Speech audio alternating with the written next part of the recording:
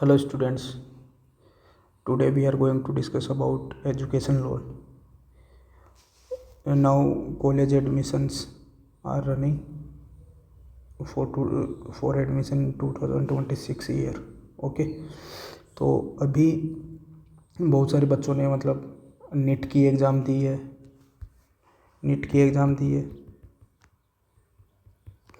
IIT की exam दी है, IIT के अंदर जेई हो गया, ये सब नेस्ट की एग्ज़ाम दी है, किसी ने नाइजर की एग्ज़ाम दी है, किसी ने आइजर की एग्ज़ाम दी है। बहुत सारे मतलब प्रीशियस एग्ज़ाम्स दिए, मतलब एंड किसी डिप्लोमा को लेके, किसी कोर्स को लेके, अपन किसी कॉलेज में एडमिशन लेने के लिए। तो जिन भी स्टूडेंट्स ने अप्लाई किया है लेकिन वो अभी स्टक हो रहे हैं, मतलब फ़ीस को लेके स्टक हो रहे हैं कि स्टार्ट में जाते ही उनके मतलब कई बार fees, hostel fees, college fees तो इतनी नहीं होती, लेकिन लैपटॉप का अरेंजमेंट करना होता है कुछ स्टूडेंट्स को जिनके पास पहले से नहीं होता, और वहाँ पे हॉस्टल फ़ीस पे करनी होती है जो मतलब थोड़ी सी बल्क होती है, मतलब पूरे ईयर का, कई कॉलेज में पूरे ईयर की फ़ीस एक साथ जमा करते हैं, डिपॉजिट करवाते हैं।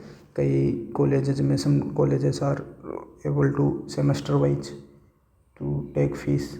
ओके, तो इस चीज़ को लेके अपना डिस्कस करने वाले हैं। अगर कोई स्टूडेंट फीस के लिए स्टक हो रहा है तो वो एजुकेशन लोन के लिए जा सकता है, ईजीली उसको एजुकेशन लोन अप्रूव हो जाएगा बैंक के द्वारा। तो इसके लिए क्या प्रोसेस होता है अपन वो फॉलो करते हैं, तो वो मैं आपको बताने जा रहा हूँ आज। लाइक कोई भी स्टूडेंट एडमिशन लेना चाह रहा है, जैसे आईआईटी हो गया, एनआईटी हो गया, नाइजर हो गया, आईआईएम हो गया, गवर्नमेंट यूनिवर्सिटीज़ हो गई लाइक दिल्ली यूनिवर्सिटी। अब इनमें कोई प्रोफेशनल कोर्स करना चाहता है, जो भी कोई बीटेक करना चाहता है किसी कंप्यूटर साइंस से, इलेक्ट्रिक से या केमिकल साइंस से, कोई bachelor of science plus master of science ये करना चाह रहा है, कोई डिप्लोमा करना चाह रहा है किसी लाइक होटल मैनेजमेंट हो गया, एनीथिंग एल्स कोई भी हो गया, तो उसके लिए हमने एंट्रेंस एग्ज़ाम दिया है। तो उसके बाद में अपने को कॉलेज अलॉट हुआ है, ठीक है, कॉलेज अलॉट हुआ तो उसके लिए क्या होता है, अलॉटमेंट लेटर इश्यू होता है अपने को। ये अलॉटमेंट लेटर लेके अपने को बैंक में जाना है, प्लस एक डॉक्यूमेंट्स और लेना पड़ेगा अपने को। वो क्या, चलो बताता हूँ। अपने को जाना है स्टूडेंट लोन के लिए अप्लाई करने के लिए पीएम विद्यालक्ष्मी पोर्टल। ओके, ये किसके अंडर में आता है, डिपार्टमेंट ऑफ हायर एजुकेशन के अंडर में आता है। इसका मोटिव क्या है, एम्पावरिंग इंडियाज यूथ, ठीक है। अच्छा, इसके लिए क्या अपने को डॉक्यूमेंट्स रिक्वायर होते हैं, अपने को रिक्वायर होता है अपना आधार कार्ड रिक्वायर होता है, इंडिया का सिटीजनशिप होनी चाहिए स्टूडेंट के पास, इंडिया का रहने वाला होना चाहिए। ओके, आधार कार्ड हो गया, पासपोर्ट साइज फ़ोटोग्राफ हो गई, ये अपने को ज़रूरी है। 11th-12th की मार्कशीट, अगर आप ग्रेजुएशन में एडमिशन लेना चाह रहे हो तो 11th-12th की, सॉरी 10th और 12th की मार्कशीट आपको चाहिए, ठीक है, और सर्टिफिकेट। और आप ग्रेजुएशन के लिए अप्लाई कर रहे हो, ठीक है। अगर आप मास्टर्स के लिए अप्लाई कर रहे हो तो आपको 10th 12th प्लस ग्रेजुएशन की मार्कशीट आपको चाहिए होगी, ठीक है।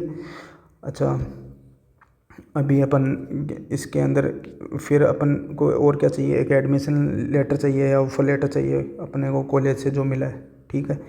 फिर एक चाहिए अपने को इनकम सर्टिफिकेट जो मतलब ईडब्ल्यूएस में आते हैं, SC ST, ठीक है, जो मतलब BPL में आते हैं। इनके लिए क्या बनता है, तहसीलदार से आपके अपने तहसीलदार लेवल पे क्या बनता है, एक इनकम सर्टिफिकेट बनता है, जिसके थ्रू अपने को मतलब क्या लोन इशू होता है, ठीक है। अच्छा, इसके अंदर क्या होता है कि आपको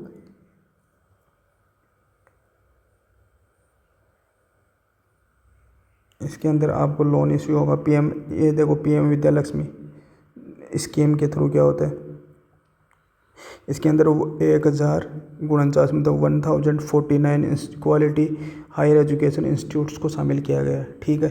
अच्छा, इसके अंदर आप ये सोचो कि भाई मुझे किसी गारंटर की नीड है या फिर कोलेटरल की नीड है, ऐसा कुछ भी नहीं होता है यहाँ पे। ना तो कोई कोलेटरल की ज़रूरत पड़ेगी आपको, ना किसी गारंटर की ज़रूरत पड़ेगी एजुकेशन लोन के लिए। ठीक है। अपने को 7.5 लाख रुपए तक का जो लोन मिलेगा ना, उसको मतलब 75 उसको रेस्पॉन्सिबिलिटी कौन लेगा? गवर्नमेंट ऑफ इंडिया लेगी। उसको 75 क्रेडिट करने की गारंटी गवर्नमेंट ऑफ इंडिया लेगी। गवर्नमेंट ऑफ इंडिया लेगी।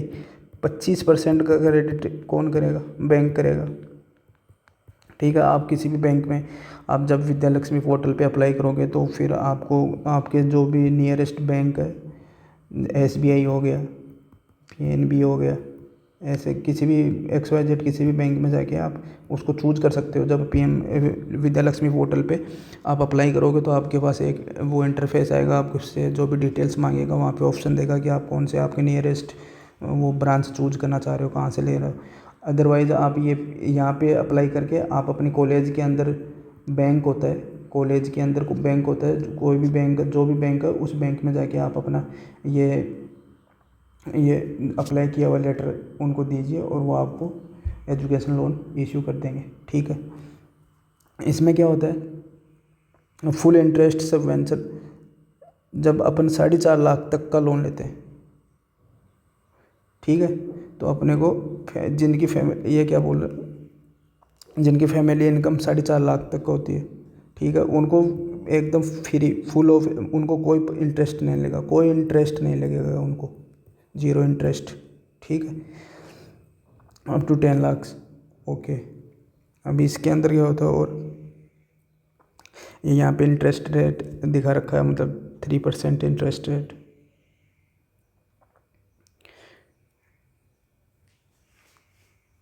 अभी ये आप अप्लाई करने के लिए ये अपना PM विद्या लक्ष्मी पोर्टल हो गया, या फिर आप इसी QR कोड को भी स्कैन करके आप डायरेक्टली पोर्टल पे जा सकते हो, यहाँ पे अप्लाई कर सकते हो। आपको बेसिक डिटेल्स मांगेंगे, जैसे अभी मैंने एक भाई ने अप्लाई किया था, उसका देख लो, ये देखो, उसने अप्लाई किया था तो बेसिक डिटेल्स पूछता है, जैसे क्या हो गया, नाम हो गया, नाम, बेसिक डिटेल्स, नाम, पेरेंट नेम, सब ये पूछता है बस। ओके।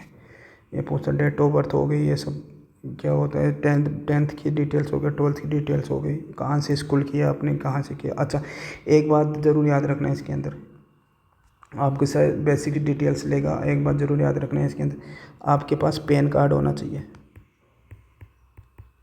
पैन कार्ड होना चाहिए, खुद के पास भी होना चाहिए, प्लस आपके पेरेंट के पास भी पैन कार्ड होना चाहिए। ठीक है। पैन कार्ड, ठीक है, पैन कार्ड होना चाहिए आपके पेरेंट के पास भी और आपके पास भी, दोनों के पास, जो कि जब आप PM विद्या लक्ष्मी पोर्टल पे अप्लाई करोगे तब आपसे मांगेगा वो डिटेल्स पैन कार्ड की। अगर पैन कार्ड नहीं है तो वो आगे फर्दर प्रोसीड नहीं होगा। तो ये हो गया, आप यहाँ से अप्लाई कर सकते हो, अपना प्रिंट आउट लेके बैंक में जा सकते हो, वहाँ पे जाके नियरेस्ट ब्रांच आप चूज कर सकते हो या अपनी कॉलेज की ब्रांच चूज कर सकते हो। तो अगर आपने ऑलरेडी पे कर दिया है तो आप बैंक में जाके अप्लाई करोगे तो बैंक आपके अकाउंट में वो पेमेंट जितना आपने पे किया है वो आपके अकाउंट में डिपॉजिट कर देगा।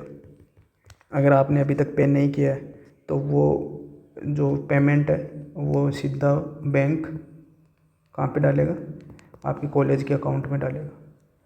ठीक है, ऐसा होता है। अच्छा, आप इसके अंदर अपने स्टेशनरी भी ऐड कर सकते हो, स्टेशनरी का एक्सपेंसेस ऐड कर सकते हो, लैपटॉप का ऐड कर सकते हो, ट्रैवल चार्ज का भी ऐड कर सकते हो इसके अंदर आप। ये सब इन सब का अमाउंट आपके आपके बैंक अकाउंट में डिपॉजिट कर दिया जाता है। तो ये सब होता है। तो आप बेझिझक होकर आराम से आप अप्लाई कर सकते हो एजुकेशन लोन, जब अगर आपको नीड है। मैं तो बोलूँगा अगर बहुत ही मिनिमल मतलब इंटरेस्ट रेट लगती है एजुकेशन लोन पे, तो आपको आसानी से इजीली प्रोवाइड हो जाता है लोन। तो you can go. Okay, thanks.